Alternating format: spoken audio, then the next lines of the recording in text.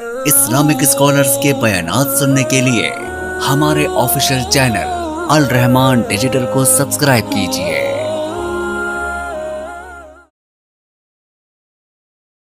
एक सवाल है कि अय्याम के दौरान हालत हैज़ में कुरान पाक की तिलावत कर सकते हैं और हदीस की किसी किताब को हाथ लगा सकते हैं?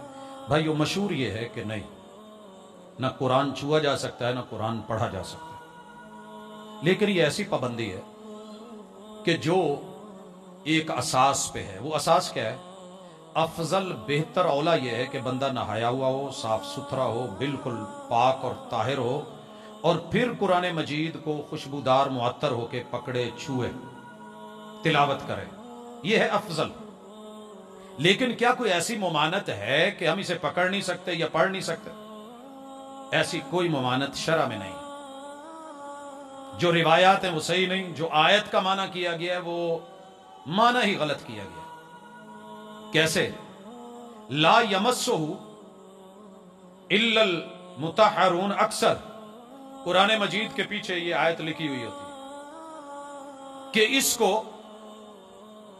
सिर्फ वुजू करके छूना है, अय्याम में नहीं। ऐसी बात नहीं है। ये अल्लाह ने खबर दी है, ये नहीं है।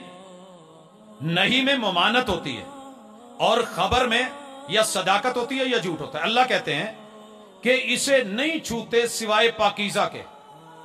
अगर तो ये कुरान के बारे में खबर है तो फिर ये खबर कुरान की माअज़ अल्लाह झूठी है, क्योंकि इस कुरान को गैर मुस्लिम भी छूते हैं, जो पाकीज़ा नहीं वो भी छूते हैं। उन्हें पाकी पलीती का इल्म ही नहीं है। वो छापते भी हैं, वो पढ़ते भी हैं, तर्जमे भी होते हैं, तहकीक भी होती है, रिसर्च भी होती है, इसमें बहुत कुछ है।